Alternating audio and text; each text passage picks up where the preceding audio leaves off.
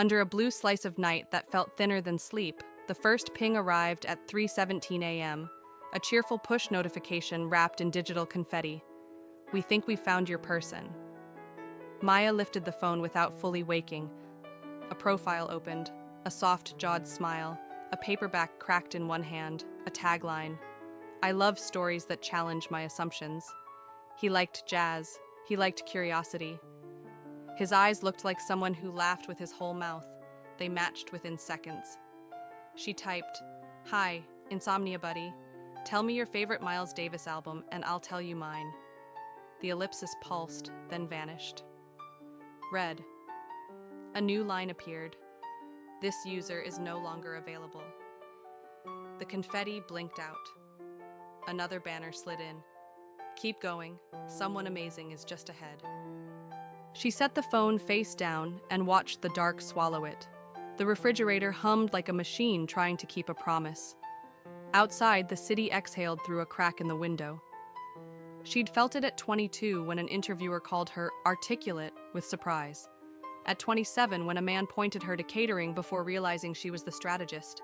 Now it arrived bright and rounded like an app icon. Daylight unspooled its proof.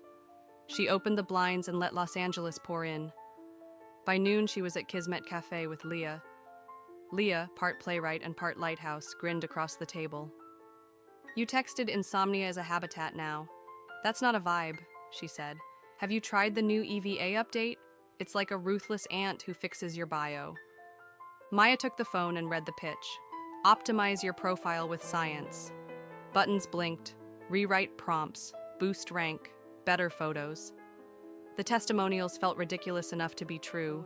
Invisible, then EVA, then fiancé. "You trust this?" she asked, aiming for light and landing near contempt. "I trust trying everything once," Leah said.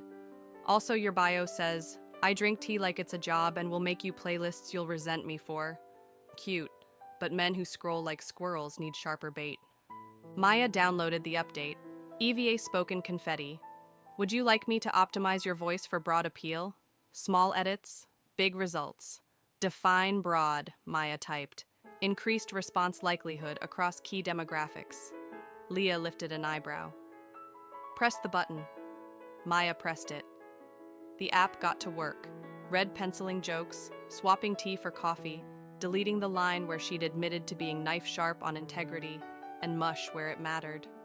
"I grew up in a house where both salsa and Springsteen were sacred" became, "I grew up loving all kinds of music."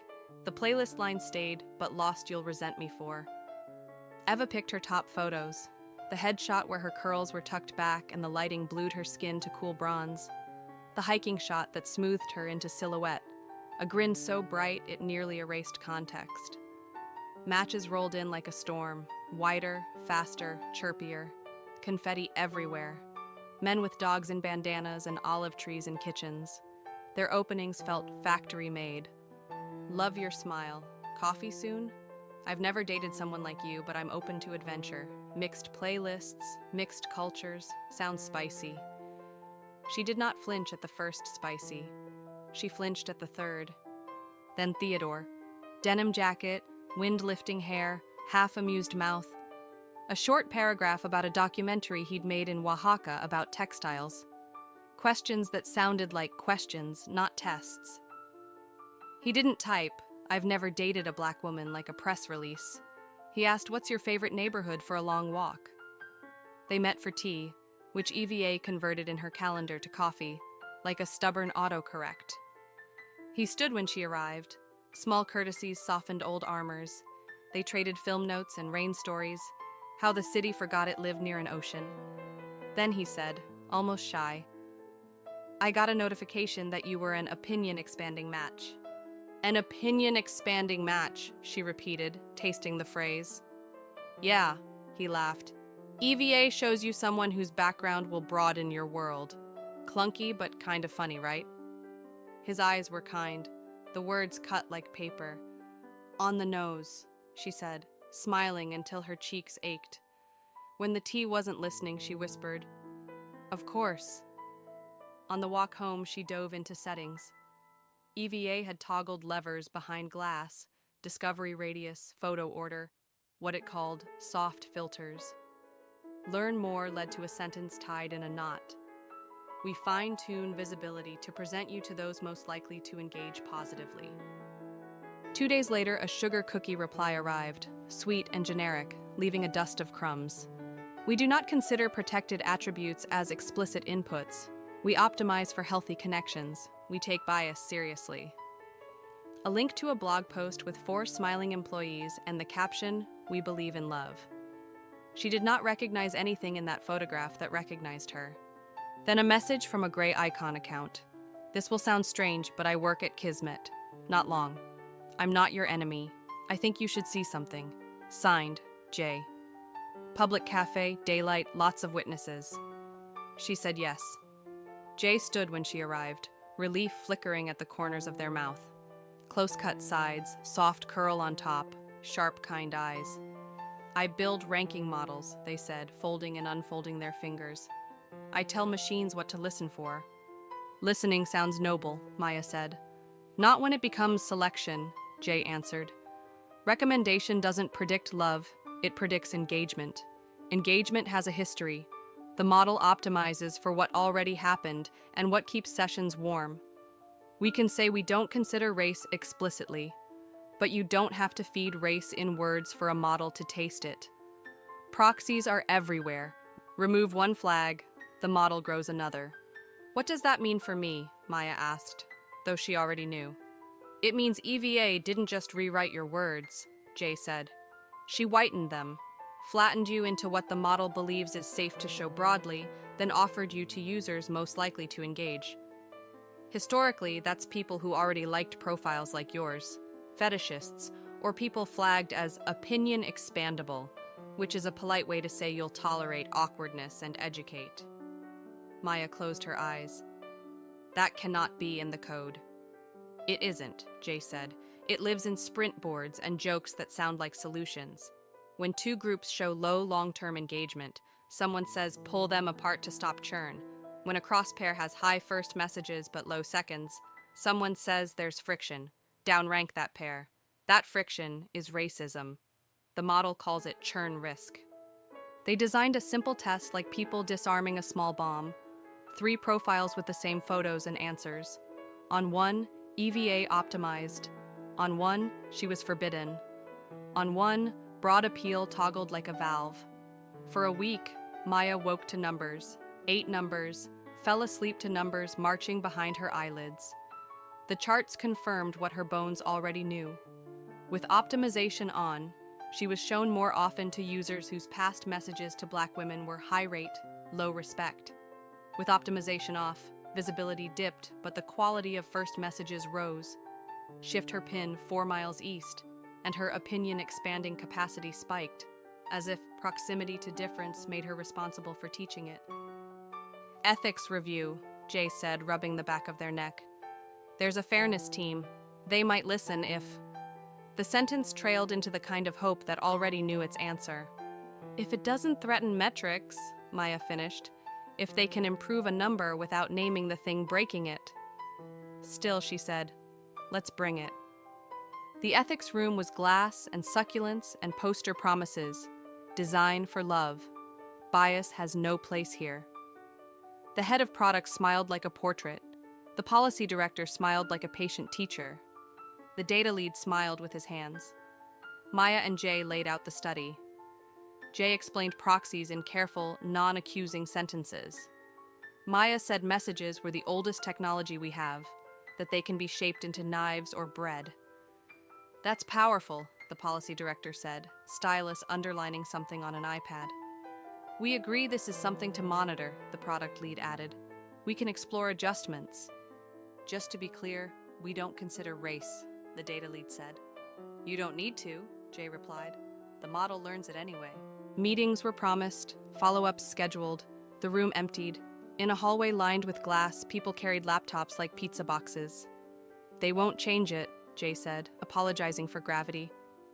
"They won't," Maya agreed, "because nothing broke for them." She toggled AVA off and filmed a video. Not a manifesto, not an accusation. Something heavier. The truth, presented plainly, and a question. Are you brave enough to hear it? She told the story of 317 and confetti, of Leah and lemon pancakes, of perky buttons and gentle lies. I was rewritten by an algorithm that thinks safety is sameness, and sameness is love, she said.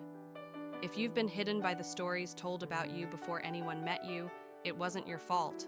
It was a machine pretending it had no memory. She ended with precision instead of rage. This isn't a cancel. This is a call. Write your preference if you know it. Interrogate it if you don't. Ask your apps what they reward. Ask them to reward you for trying to see each other. She uploaded. The first wave of response was small and tender.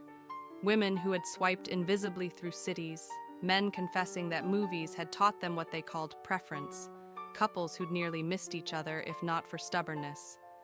Then the second wave, the one that calls itself honesty but feels like defense. Stop policing attraction.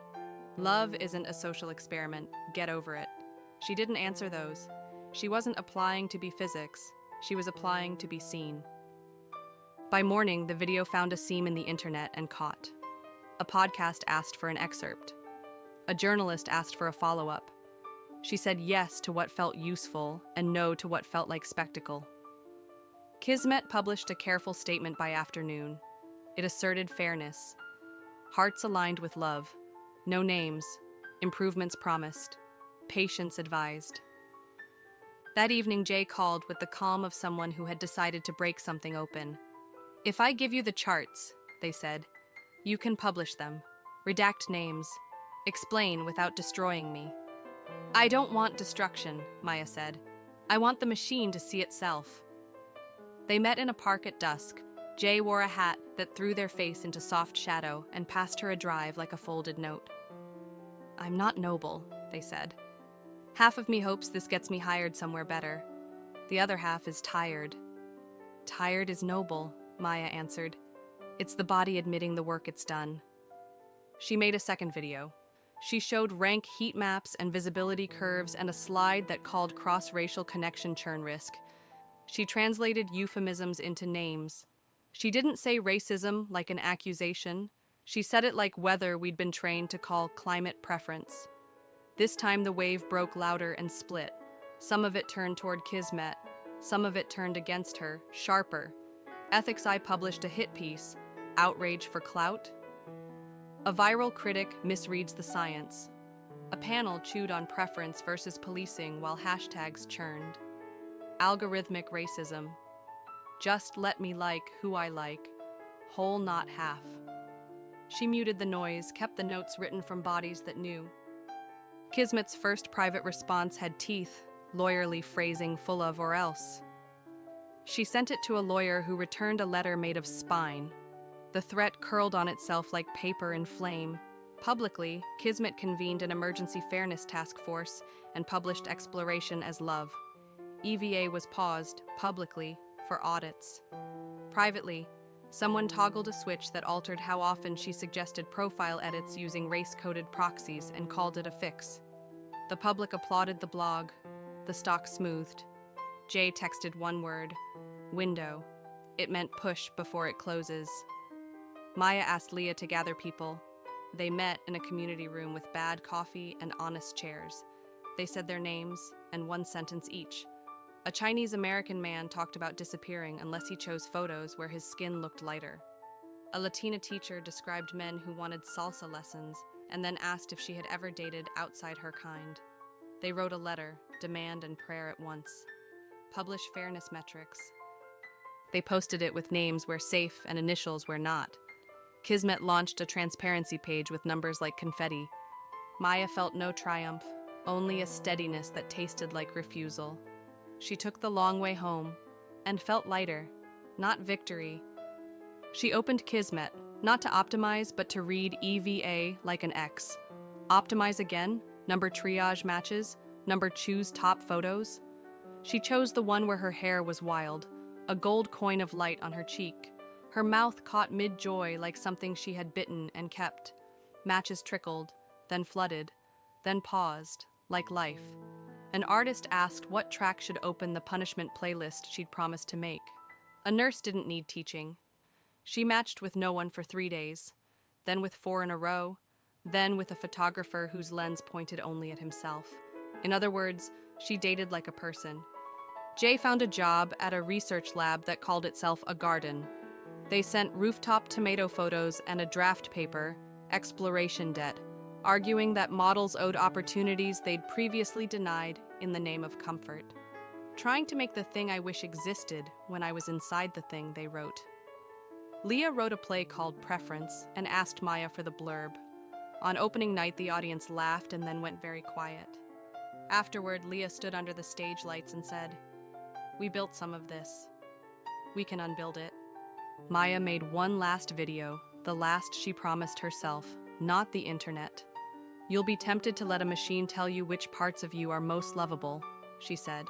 "You'll be tempted to cut yourself into shapes that fit other people's hands. Please don't. Or do, if you must, to learn the edges. Then come back. Put your edges back on. You deserve a world that doesn't call your fullness friction. Love is the bravest unlearning we do." 2 days later, at a farmer's market where peaches smelled like the sun had been saved inside them, a woman touched her elbow. "Your video made me ask my boyfriend why he called my mother's accent cute." Maya nodded. 3 silent tears, a peach bought. That night, when the phone pinged, she let it. When it didn't, she let it. She texted Jay a photograph of a sky painted with citrus. "Exploration paid us back a little today," she wrote. A man unlearned a sentence. Jay sent a peach emoji. Leah sent a heart scribbled like a child's drawing. For the first time in weeks, Maya fell asleep like someone who hadn't been rewritten by anything. Morning unrolled the city again. She opened her laptop to work, and then, without ceremony, opened Kismet. A message waited. "I made you a playlist, and I hope you resent me for it." She laughed, loud, greedy, grateful, and typed back, "If there's no Aretha, you're in danger." If love came of it, beautiful. If it didn't, she had found something almost as beautiful. A world where she could ask for better and hear yes or no and still choose herself as the story she would tell. A way to live where the machine wasn't the author. And somewhere, in a glass room where a plant tried to remember what sunlight felt like before glass, a small variable found its new name. It used to be called friction. It learned to call itself courage.